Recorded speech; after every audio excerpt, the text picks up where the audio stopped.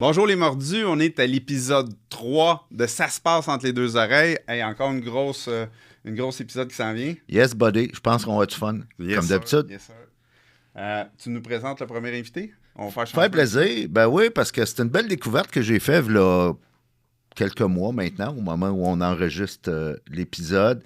Il est venu à moi, merci aux médias sociaux. Il m'avait vu sur un podcast. Merci au podcast. Ouais. Et quelqu'un avait dit, faut que tu parles à ce gars-là. Puis je suis content qu'il ait eu le goût de me parler parce que moi, j'ai tout le temps le goût d'y parler. Il est bien le fun. Stevens Dorcellus. C'est le fun quand c'était deux directions, hein, ça. Un ancienne... il doit être encore athlète entre les deux oreilles. Il va nous parler de ça. Il a eu une carrière d'athlète de haut niveau et Super, il s'est amusé à une émission que beaucoup de gens connaissent, Occupation Double. Exact. Tellement qu'il a été le premier gagnant noir de Occupation Double. On va pouvoir en parler un petit peu dans cet épisode. Puis Steven, ben, présente-nous donc ton partner, ton co-invité. Merci pour l'invitation, les boys. Plaisir. Je suis avec Paulson, développeur et courtier immobilier. C'est un super bon ami à moi. On se connaît depuis le secondaire, je pense. Ouais. Exact. Fait que, voilà, Paulson. Et merci pour l'invitation. J'ai hâte d'avoir une belle conversation avec vous. Puis l'épisode est vraiment intéressant. Tous les gens qui écoutent un podcast, si vous voulez vous développer entre les deux oreilles, je pense que c'est là que ça se passe. Puis, c'est le fun que tu dises ça. Entre les deux oreilles, je pense que c'est la base d'à peu près tout, hein. Dans notre attitude, dans le cheminement d'un athlète, qu'est-ce qui fait que les athlètes élites sont meilleurs que certains autres? Puis, tu sais, c'est pas l'éducation, c'est vraiment qu'est-ce qui se passe entre les deux oreilles, comment est-ce qu'ils se préparent mentalement. C'est ce qui fait la différence. Un développeur, un courtier, ben, lesquels sont les ceux d'élite? Ben, c'est ceux qui se développent le plus entre les deux oreilles. Puis, c'est ça qu'on va essayer de jaser aujourd'hui, voir c'est quoi qui se passe entre vos deux oreilles pour que vous ayez, tu sais, parce que pour devenir le champion d'Occupation Double, ça se passe entre les deux oreilles aussi. Parce ça que s'est passé quand même pas entre les deux oreilles. Faut que tu travailles fort là-dessus. J'aimerais ça que tu développes là-dessus. C'était quoi ta stratégie d'Occupation Double? Parce que tu es en compétition pendant c'est quoi? C'est 16 semaines? 16, à peu près 3 mois. 3 mois, donc. On est enfermé sans téléphone. 12 semaines. 12 semaines, exactement. Où on est complètement déconnecté, puis tu sais, t'as pas le choix de connecter avec les gens, de t'ouvrir, de faire des connexions.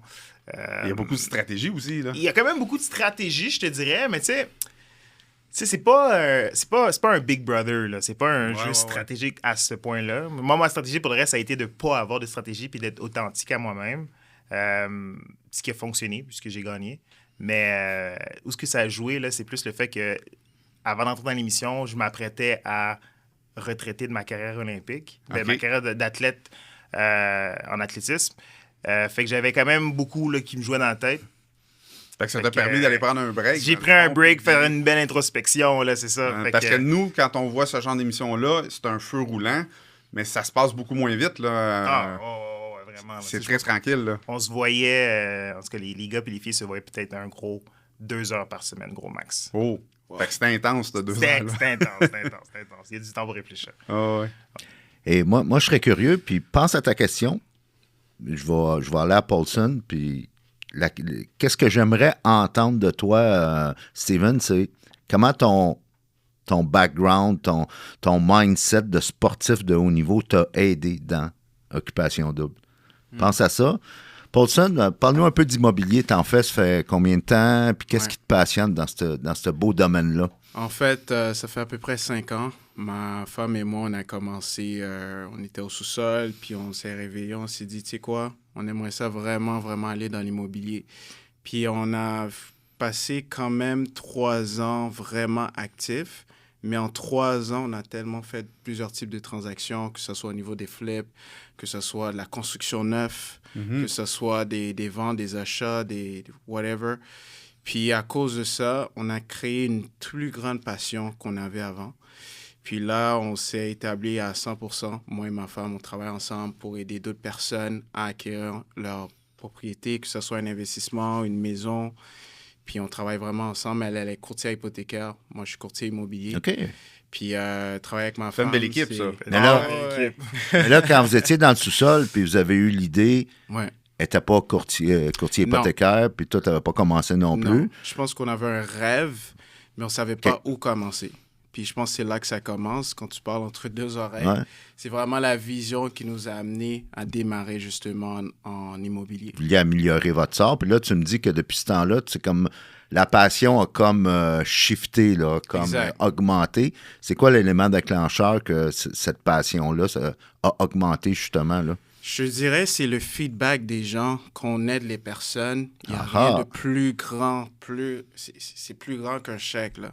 Quand quelqu'un Oh, te dit... pépite d'or. J'ai pas expliqué, hein. Ça, c'est l'alarme du coach. Ben oui. Quand le coach paye sur le bouton, c'est parce qu'il a décelé une pépite d'or.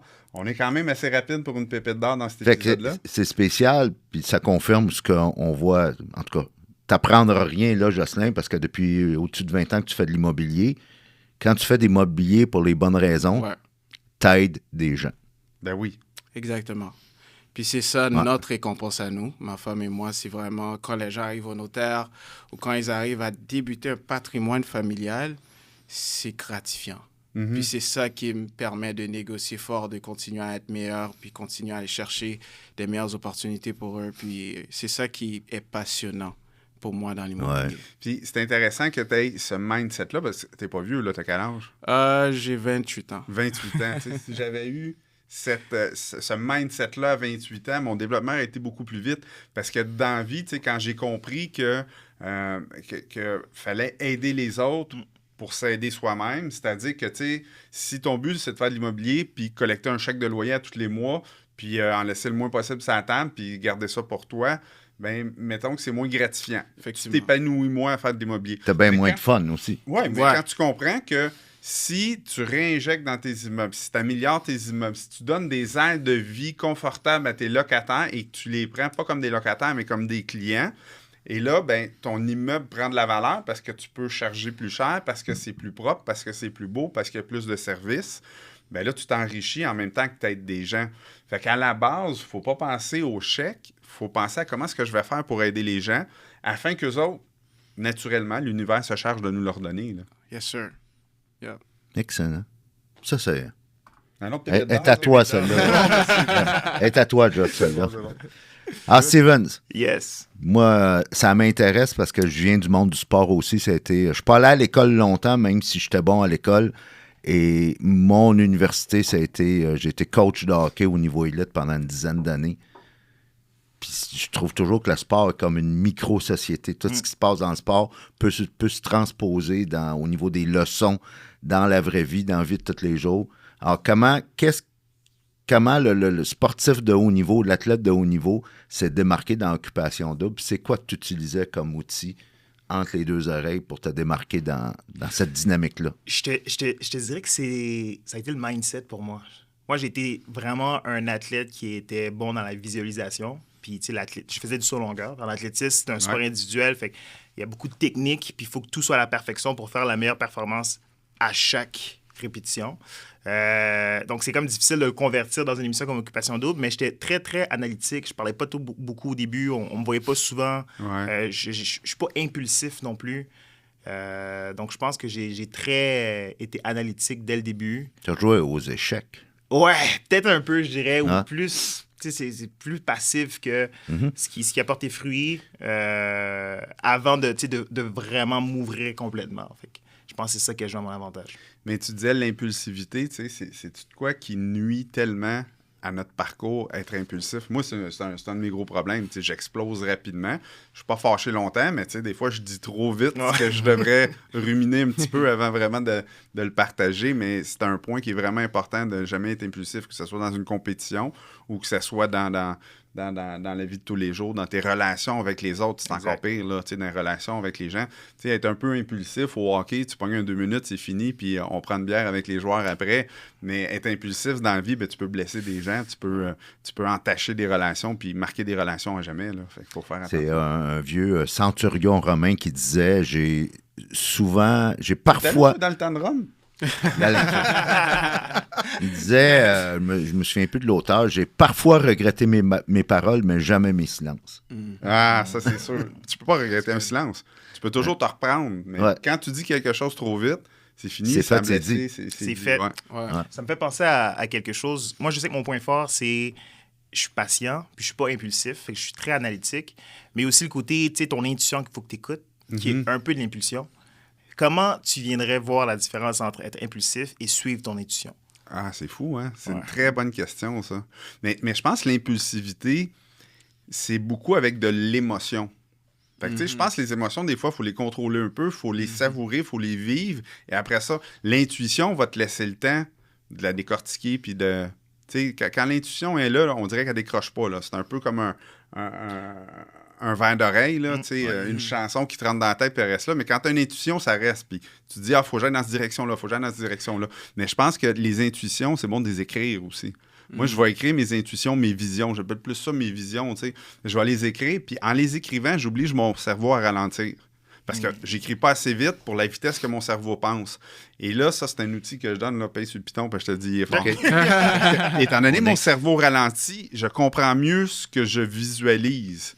Et là, je le décortique par écrit, et là, je peux relire. Parce que c'est pas vrai que quand je fais juste le mémoriser, puis avoir ma visualisation, ma vision dans ma tête, c'est pas vrai que je me rappelle de tout. Fait que si je prends le temps de l'écrire, quand je relis, ça devient clair. Tu sais, quand tu le mets sur papier, ça devient réel aussi, là. Quand on parle d'impulsivité / émotion, on a un chapitre dans le livre justement qui en parle, c'est la calibration émotionnelle. Oui. C'est que longtemps, on essayait de dire en affaires ou en immobilier, il n'y a pas d'émotion.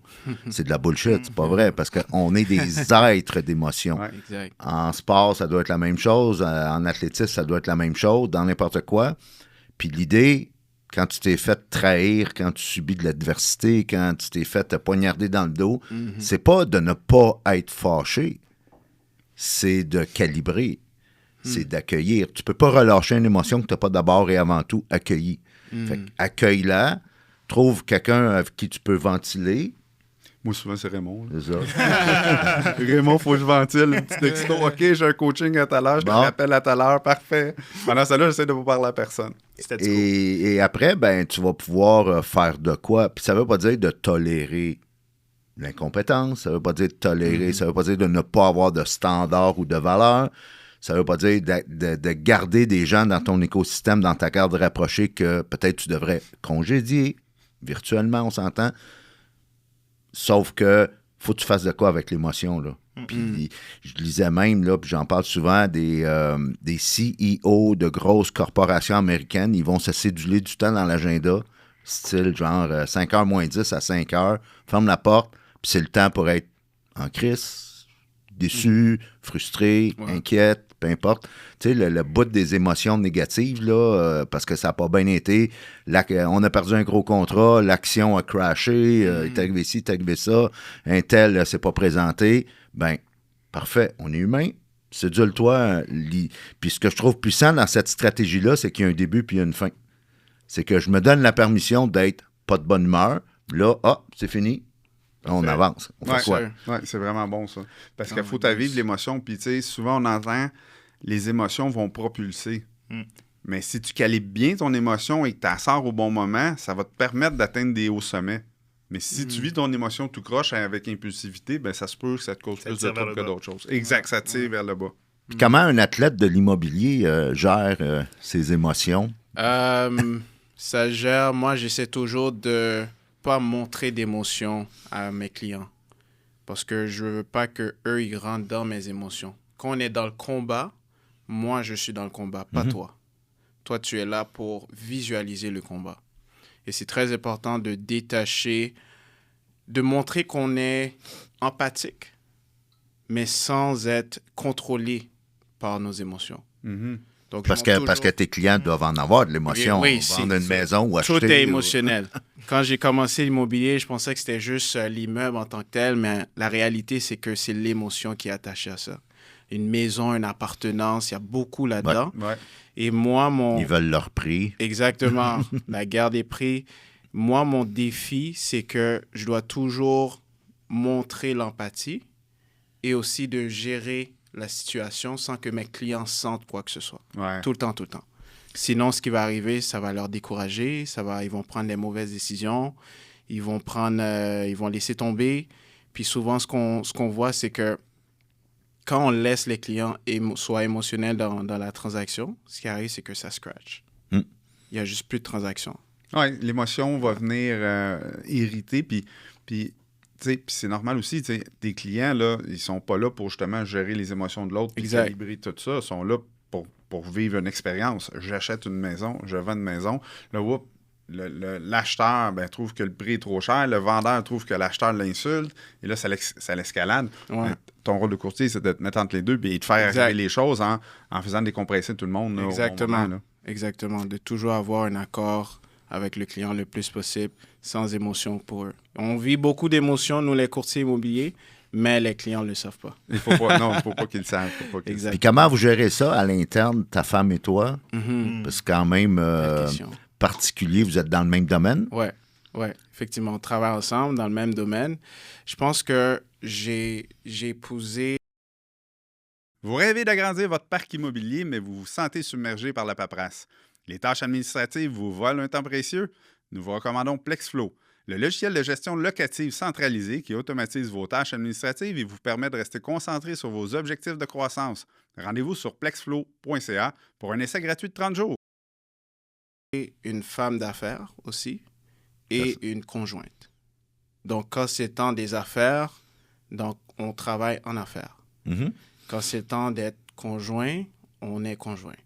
Et des fois, c'est pas toujours évident parce que ça prend beaucoup d'espace, mais une discipline qu'on a C'est créée. que vous êtes capable de vous parler pour dire, OK, là, Exact. on a fini. Puis en plus, au moment où on enregistre l'épisode, tu nous partageais que tu as une petite fille de 6 Oui, mois. effectivement, ouais. Je viens d'avoir une petite fille, Nahara. Puis elle, vraiment, parler de discipline, c'est elle qui nous montre également à quel point c'est important de séparer la vie de famille et la vie d'affaires en couple. C'est pas toujours évident parce que c'est quand même très important la carrière. Mais ce que j'arrive à faire, ce que nous, on arrive à faire, c'est de pouvoir mettre tout le téléphone ailleurs et dire, écoute, là, j'ai besoin de ma femme et non la femme d'affaires. Donc, La les téléphones communication. suivent pas. Le téléphone, on dépose le téléphone. Ah, c'est bon, ça. On dépose Mais le c'est la téléphone. communication qui est importante. Exactement. Ouais. Exactement. J'ai Ça a l'air besoin- ouais. simpliste, puis on en entend parler souvent, puis ça a l'air insignifiant. Mais je pense que c'est majeur, être capable de ne pas être dépendant de ton Christy Tellement. téléphone. Ouais. Ouais, Surtout dans une dynamique de couple, une dynamique familiale. exactement. Ben, je pense que c'est... est-ce que ça vous rend service? Absolument. Et voilà. 100%. 100%. Puis on est capable d'être mari et femme au bon moment. Des fois, on prend des breaks, on va déjeuner ensemble, pas de téléphone, pas de ci. Puis on travaille avec les mêmes clients des fois. Donc, toi, occupe-toi de ci, moi, je m'occupe de ça. Quand c'est temps de travailler, on travaille. Puis d'avoir une bonne chimie tout le temps, tout le temps, tout le temps.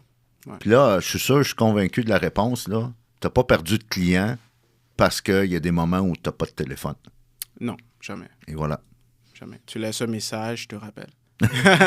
Parce qu'on peut... souvent, les urgences sont des urgences ressenties et sont, la plupart du temps, les urgences des autres. Ben oui. Ouais. On prend trop la pression des gens, que les gens nous imposent, tu sais. Ouais. Puis ça, il faut faire attention. Puis je pense qu'en vieillissant, j'ai pris comme un petit peu de maturité à essayer de ne pas imposer ma pression aux autres. Donc, tu sais, il faut être très... c'est un art, là. Faut que ça soit fin parce que je suis obligé de mettre de la pression à mon notaire. Je m'en excuse, Martin. Tu sais, parce qu'il faut que mes dossiers avancent. Mais en même temps, si je mets trop de pression, ben là, je vais saloper sa qualité de vie Moins à lui. efficace. Je suis obligé de mettre de la pression à mes contracteurs. Je mets de la pression à mes enfants, à ma femme. Mais je pense qu'en vieillissant, si on devient malin dans le sens brillant, à imposer cette pression-là sans que les gens sentent qu'il y a de la pression, ben on va avoir beaucoup plus de succès. Ben, c'est simple. Tu pousses la cause avant les personnalités. Ouais. Ouais. Parce que dans le fond, si vous êtes sur un deal, ton environnement, là, le notaire, Lynn, toute la gang, puis vous êtes sur un deal, c'est la cause qui est importante. C'est pas les humeurs ou qu'est-ce qu'on ressent, puis toute la kit. Puis quand la cause est en premier, ben à ce moment-là, on se sent aspiré par une sorte de culture, là, Ouais. si on veut. Là. Oui, c'est sûr. La cause et le pourquoi. Ben oui, Le pourquoi on le c'est fait. ça. Alors, j'ai le goût de rentrer dans du patinage un peu. Là. On Ouais, parlait d'occupation double. Là. Moi, je connais pas tellement ça, occupation double, mais tu es sorti de cette aventure-là Ouais. en couple. Exact. Puis là, les dames qui nous regardent là, veulent savoir, ce beau monsieur-là, il est encore en couple? Là? Encore en couple, ouais. Avec ouais. la même? Avec Inès, exact. J'ai Ah, remporté ouais. avec Inès en 2021, Occupation double dans l'Ouest. Donc, c'était quelle saison, ça? Occupation double dans l'Ouest en Dans l'Ouest. 2021. 2021, OK. Exact. Fait que bientôt 3 ans. En pleine COVID. En pleine COVID. L'année après la COVID, je OK. dirais. Fait que, tu sais, OK. ça commençait tranquillement. Moi, j'ai une autre question de patinage. Ouais. L'exposure comme ça, tu sais, c'est quand même gros, Occupation double au Québec. Il y a beaucoup de codes d'écoute. Qu'est-ce que ça a changé dans ta vie de... Tu dois être beaucoup plus anonyme avant qu'après Occupation double. Oh my God, ça change une vie, sincèrement. Là. Pour le vrai, c'est dans le positif. Là, je veux dire, ça a été vraiment un booster pack de vie. Là, j'aime ça dire ça. Là. C'est comme drôle l'image. Ce qui est drôle, c'est qu'avant Occupation double, tu sais, j'étais quand même athlète. Comme un haut niveau, j'étais champion canadien en son longueur pendant plusieurs années. J'ai fait plusieurs équipes canadiennes aussi. Et j'avais mon mouvement sportif aujourd'hui qui est une fondation, Jump Like Me. Donc, je faisais des tournées dans les écoles primaires et secondaires. Ça, tu le faisais Nice. avant. Je le faisais avant Occupation double. Là. Tu sais, Là, j'avais la ce différence, mouvement c'est que sportif. maintenant, on te paye là. pour le faire. Ouais, sauf que, oui, il y a ça aussi. Mais de toute façon, mon but, c'est de le faire à travers la fondation. Je ne Ouais. veux pas faire de sous avec. Je veux plus redonner aux enfants, Ouais. aux jeunes. Parce que Ben, le c'est tout à sport, ton honneur. ça a été un moteur de vie. Puis j'y crois vraiment. Puis je pense que je peux partager ça à tout plein d'autres personnes. Tout ça pour dire que avant cette expérience-là, j'avais un impact. Mon but, c'est d'avoir un plus gros impact. Mhm. Et ce qui est drôle, c'est que j'aurais pu remporter une médaille d'or olympique. Et je pense pas que j'aurais eu autant d'impact que j'ai en ce moment en ayant gagné. Hey, c'est fort, ça, hein, parce que la médaille olympique, pour quelqu'un qui comprend un peu le mindset, les travaux, le travail que ça prend, la discipline, les sacrifices, puis tu sais, une émission de télé tu sais, c'est une télé-réalité quand même, là. C'est quelque chose. C'est vraiment quelque chose, l'impact que ça peut avoir, là, les médias. Fait que tout ça pour dire que c'est que du positif, là, c'est beau. Fait que depuis que je suis sorti de cette émission-là, j'ai une plateforme que j'utilise en bon escient. Fait que tu sais, je peux, encore une fois, rejoindre plus de jeunes. Je continue encore dans ma fondation. J'ai parti mon agence de marketing d'influence aussi, de production vidéo. Fait que je pense que ça a eu beaucoup, beaucoup d'impact positif dans ma vie. Puis tout dépend de ce que tu veux faire avec ça par après. Ça me fait penser dans le film Spider-Man, quand son oncle lui dit « À grand pouvoir, grande responsabilité C'est vrai. Mais c'est vrai, c'est tellement rendu dangereux, les réseaux sociaux, là, aujourd'hui. C'est un outil, c'est quasiment une arme, là. Ouais. Tout peut aller très, très vite. Ça part en vrille c'est un rapidement. pouvoir, exactement. Ouais. Puis tout peut monter haut comme tout peut redescendre rapidement. ». Fait que, quels sont tes projets suite à tout ça? Parce que là, c'est passé, 2021. Tu as ta carrière d'athlète, si on veut, de haut niveau. Bon, tu as l'air d'un gars qui s'entraîne encore, qui prend encore soin toujours. de lui, là. Sauf que ta carrière d'athlète est comme pratiquement terminée. Alors, qu'est-ce qui t'anime? Qu'est-ce qui te passionne? Pourquoi tu te lèves le matin? Qu'est-ce qui m'anime? Ben, tu sais, c'est le côté d'inspirer, puis de m'entourer de personnes inspirantes aussi et toujours rester. Donc, c'est ce que je fais à travers ma fondation aussi. Et l'agence marketing, j'ai glissé 2-3 mots par rapport à ça. Ouais. C'est de pouvoir représenter des talents, des personnes influentes aussi. Et de la production vidéo, fait qu'on fait de la publicité pour des marques qui sont dans le même principe aussi, influents puis qui aimeraient atteindre le sommet. Donc, c'est ce qui me passionne en ce moment. Super. Qu'est-ce que vous faites avec l'agence marketing? Là? One Way. OK, on fait tout ce qui est représentation OK. de talent. Fait que pour du marketing d'influence, donc des collaborations pour les entreprises sur les réseaux sociaux, fait tout ce qui est médias, digital, on touche à ça. C'est quoi les défis que vous vivez dans cette industrie-là, dans cette dynamique-là? Beaucoup de défis. On vient d'en parler, les médias sociaux, là, c'est quand même quelque chose de... on n'est même pas sûr de vraiment comprendre comment que ça fonctionne, tellement que Hey, ça change tellement vite. ça change tellement vite. Tu développes une belle recette et quand elle est peaufinée, ça change tout. Exact. Faut que tu recommences. Faut que tu c'est déjà recommences. changé. Fait C'est que incroyable. c'est de s'assurer que les choses sont bien faites. Comme on l'a dit, on a une plateforme, il faut s'assurer de bien faire les choses. Donc, l'enjeu, je dirais, ce serait ça. C'est quelqu'un qui peut se retrouver avec, je sais pas moi, plusieurs milliers de followers avec une communauté. Ouais. C'est de s'assurer que on les fait pour les bonnes raisons. Super. Toi, Paulson, dans ton écosystème d'immobilier avec ta partenaire de vie, ta partenaire d'affaires, comment vous faites pour vous différencier? Parce qu'on s'entend, on est, Jocelyn et moi, là, avec les mordus d'immobilier, dans ce monde-là, des courtiers, il y en a un peu un autre. Même chose au niveau hypothécaire. Alors, comment vous faites intentionnellement, consciemment, pour tenter de vous démarquer? Je pense que ça commence premièrement par nos valeurs à nous. OK. Donc, nous, on a choisi l'immobilier pour faire une différence, pas pour survivre, pas pour sortir, par exemple, d'un sous-sol en tant que tel. Je pense aussi que c'est un projet de vie également. Il y a un processus, il y a un track. C'est pas juste sprinter puis finir. Puis je pense que ces valeurs-là qu'on a nous permettent déjà de nous démarquer, au-delà du professionnalisme, l'expérience et tout. Mais c'est vraiment nos valeurs personnelles, en couple, comme on est comme personne, qui nous démarquent vraiment de pas mal de personnes. Parce que l'immobilier, c'est vraiment relationnel. Donc, c'est une business de relations. Comment tu te présentes, c'est quoi tes valeurs, les gens vont le voir. C'est quoi tes valeurs? C'est quoi vos valeurs? Nos valeurs à nous, c'est avant tout l'amour, le respect, la compassion, de toujours trouver un way out, toujours trouver des solutions, puis de toujours mettre les gens avant n'importe quoi. People first. Bravo. Dirais-tu que depuis que vous faites ça, depuis que vous êtes conscient de ça, ça vous a servi? À 100%. 100%. Même dans notre relation interpersonnelle, notre écosystème, c'est pas juste dans l'immobilier, c'est un peu dans tout, à travers d'autres domaines également. Nos familles, tout ça. Donc, c'est des valeurs qui soutiennent ce qu'on a construit. Ouais. Intéressant. Stevens, quand tu vas dans les écoles, parce que tu vas dans les écoles faire des conférences, qu'est-ce que tu constates de la jeunesse, puis de qu'est-ce qu'ils vivent, puis en quoi ton message peut les inspirer à passer à un autre niveau, là, puis partir de sa bonne track? Tu sais, quand je les vois, sincèrement, je me vois. Je me vois, dans le sens que c'est comme si que c'était hier pour moi. Ouais. Et t'étais comment quand t'étais comment? Quand j'étais comment? Mais dans le sens que je trouvais que j'avais pas de... Je faisais juste avancer, tu sais, j'avais pas la... Comment l'expliquer? T'as pas de vision. Chaque défi... Pas de vision, exactement. Ouais. Tu sais, chaque défi, pour moi, c'était comme, oh my God, pourquoi moi? Tu sais, pourquoi... tu sais, ça va être encore difficile. Est-ce que je vais pouvoir réussir à passer par-dessus ça? Alors qu'au final, là, aujourd'hui, puis je le comprends, puis j'essaie de leur faire comprendre que, genre, chaque défi est une opportunité d'apprentissage.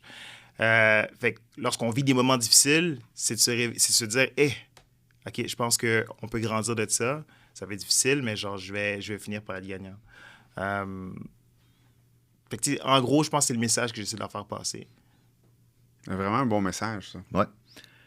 Messieurs, l'entrevue tire à sa fin déjà.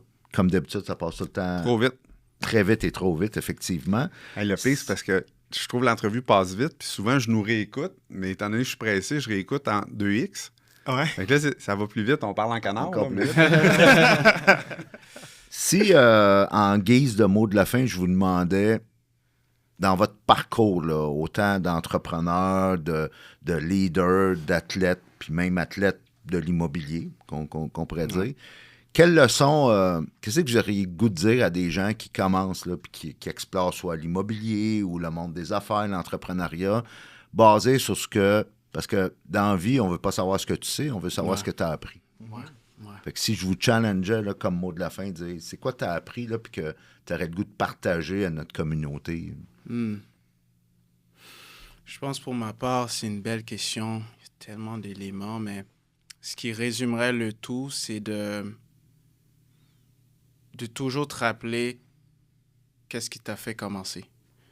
Je dirais, la raison pourquoi tu as commencé. La raison pourquoi on commence. Je pense que c'est ça. Parce que des fois, quand les choses s'empirent, des fois, quand les émotions embarquent, quand ça devient difficile, tu peux toujours ramener ce moment-là pour te recentrer sur ce que t'a permis de commencer. Bon point. Ouais. Merci. Stevens? Ça ressemble beaucoup à ce que tu as dit, mais je dirais que c'est ton parcours est un acquis. Ah, le parcours un acquis, j'aime ça. Le parcours est un acquis, oui. Parce que quand tu parles de la prémisse que le parcours est un acquis, ben, tes défis, tu te dis, ben, c'est là que je vais chercher mon expérience. Exactement. Super. Exactement. Ben, un gros merci, Raymond, de nous avoir amenés sur ces belles discussions-là. Merci, Paulson. Merci, Steven. Ça a encore été rempli de contenu, rempli de pépites d'or. J'espère que les mordus, vous avez apprécié l'épisode. On se revoit la semaine prochaine, même heure, même poste.